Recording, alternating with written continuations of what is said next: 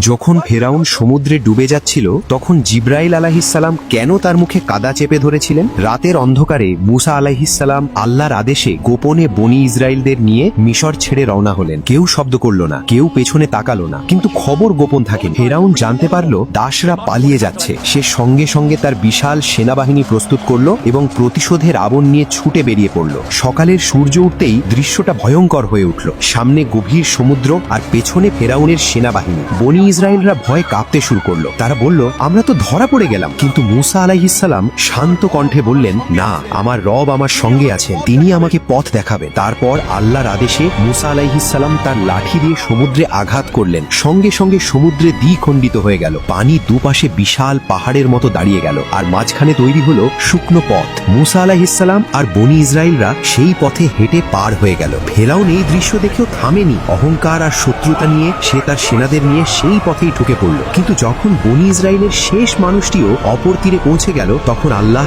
দ্বিখণ্ডিত পানি আবার মিলিয়ে দিল। সমুদ্র ঢেকে ফেলল ফেরাউন আর তার বাহিনীকে। ডুবতে ডুবতে ফেরাউন তখন চিৎকার করে বলল, আমি বিশ্বাস করি বনি ইসরায়েলরা যার ওপর ঈমান এনেছে তিনি ছাড়া আর কোনো উপাস্য নেই। আমি এখন আনুগত্যকারীদের একজন। ঠিক সেই মুহূর্তে জিব্রাইল আলাইহিসসালাম সমুদ্র থেকে কাদা তুলে ফেরাউনের মুখে ঢেলে দিলেন। কারণ এটা বিশ্বাস নয়, এটা ছিল মৃত্যুর ভয়।